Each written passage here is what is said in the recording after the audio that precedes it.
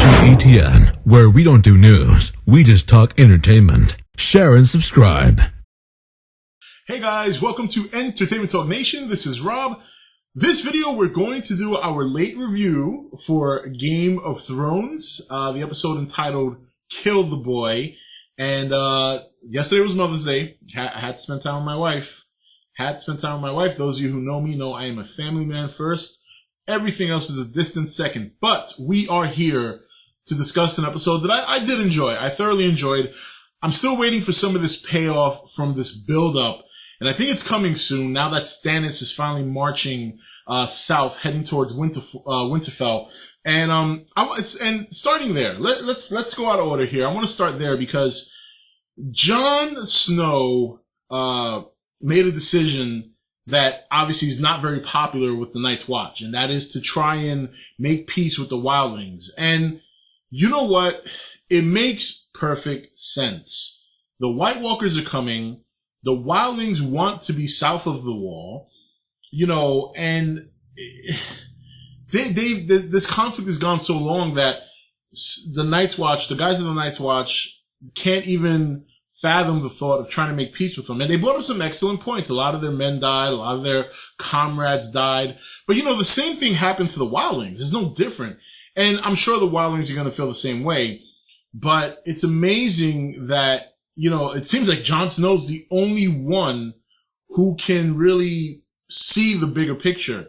And maybe that's because he's been on both sides of the wall. Maybe it's because he spent time with the wildlings and realized they're not as wild as most people think they are. And of course, being a crow, he is very much aware that, hey, you know, this is my vow, so and so, even though he's broken them numerous times. So, you know, it's not a popular decision. It's a little concerning because there are people in the Night's Watch that do not like Jon Snow. And this decision he made is only going to make matters worse for him. So I'm hoping that it works out in the end, but this is Game of Thrones. It's not always the case. But I like where his head's at. And I like that the title of the show was the very line that he received from the older Targaryen, telling him, you know, kill the boy and become a man. Make the decision. You're the Lord Commander. So I'm very interested to see how that's going to play out, because on one end, it could play out very nicely. The wildlings get what they want. The armies, the two form together to fight off the White Walkers from ever making any leadway into the realm. And all is good and well. But again, that's not how it happens. Now, Daenerys is another big deal on this episode because we see that she is dealing with the loss of Ser Barristan. Obviously, Greyworm is very injured, and it was very touching to see him confess that he was afraid to not be able to see Daenerys's I'm gonna say her handmaiden, because I always forget her name, and it's a very nice name too. I know it starts with an M, but you know it is. I don't think I can pronounce it. Every time he says it with this thick accent, but you guys know who I'm referring to, and it was very touching because the Unsullied are not looked at that way. They're not, when you think Unsullied up to this point, you think that these guys are ice cold, callous killers that are just trained from day one to fight, not feel emotion, and you can see that Greyworm has warmed up to her and has become very fond of her, despite the fact that he cannot perform due to what happened to him when he was a child.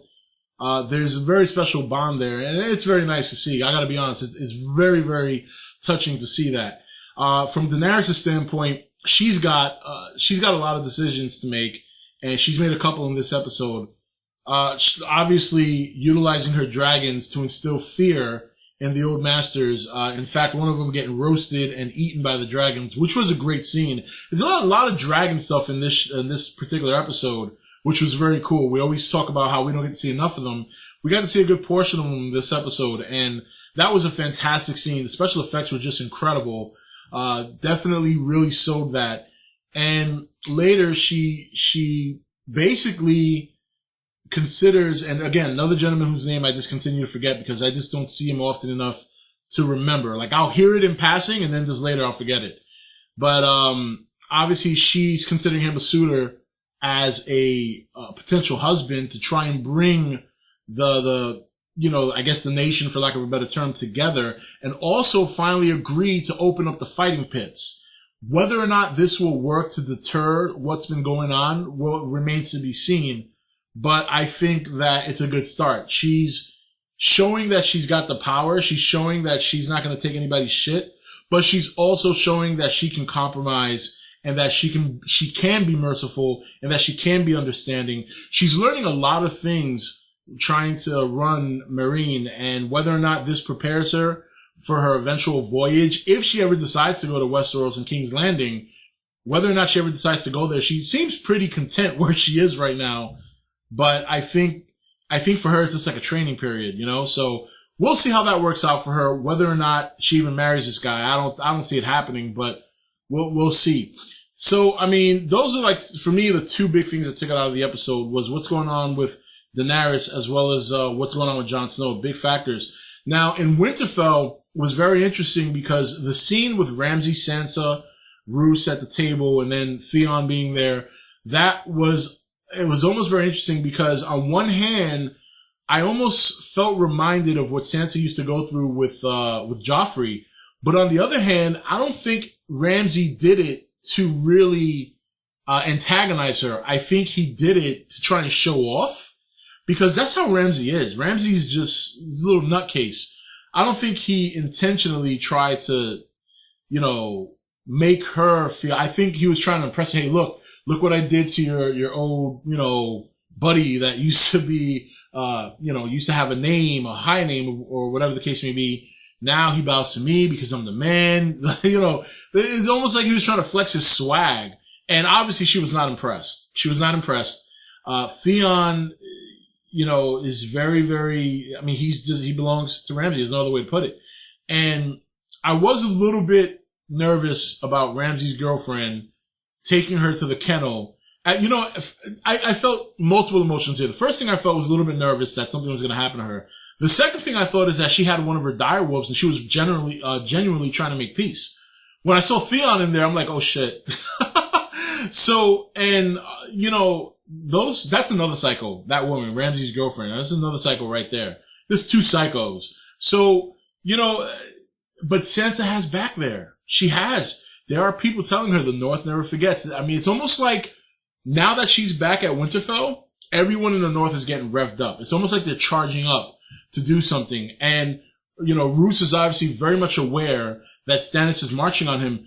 But if Bolton doesn't think for 1 second that the other North houses will not join Stannis to take over Winterfell, he's got another thing coming, and he's not going to get the help from the Lannisters. So that's going to be interesting to see how that plays out. That's what I'm looking forward to a lot. That battle heading into Winterfell, how that's going to turn out. Just a lot of good stuff going on. A lot of good stuff. At the end of the show, we see Jorah and we see Tyrion still making their voyage, and now we get a little bit more of a look at the whole grayscale condition, how they shipped them off to this place, which we learned a couple of episodes ago when we were learning about Stannis' daughter.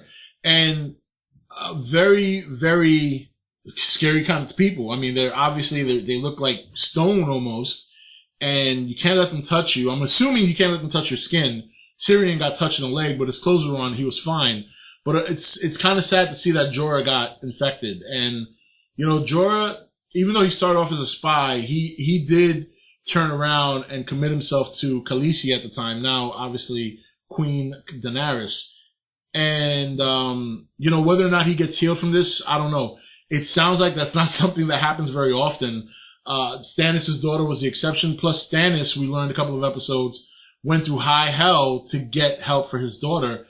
Because as stone cold as he seems, he obviously loves her very much. So I thought it was a solid episode. It's still a build-up, and it's going a little bit slower than I would like personally. But I think the payoff is going to be major. I think the payoff is going to be huge. And, I failed to mention Brienne and Podrick. Obviously, Brienne sending a message to Sansa. Other people sending messages to Sansa. Leave the candle in the window at the highest tower or whatever. There are people there brewing to get the Boltons out. And the Boltons have to know this. They know about Stannis, but they seem oblivious to the fact that there are houses ready to take them down. I think Roose thinks just because he's the Warden of the North that that's it, set in stone. But I think he's got another thing coming. I think he's going to lose a very, very tough battle, eventually coming down the road. So, but I'm looking forward to next week's episode because we're going to get a little bit of Arya, or I'm hoping a lot of Arya. It looks like she's going to start her assassin training, which I'm looking forward to. I've always liked Arya's character. So it's going to be nice to see her get the proper training because I think she's going to be a kick-ass assassin, but we'll see. But a solid episode. It's progressing a little bit slower than I would like, but nonetheless, I'm still very much entertained by these episodes. I'm loving the build-up, and I'm excited for the payoff. Anyway, guys, that's it for this review. This is Rob signing off for E.T.N, where we don't do news, we just talk entertainment. Take it easy. Thank you for watching E.T.N. Don't forget to comment, share, and subscribe. Join the Nation's Facebook page to meet other subscribers or visit E.T.N's Facebook page and Twitter page. Links for all are in the description.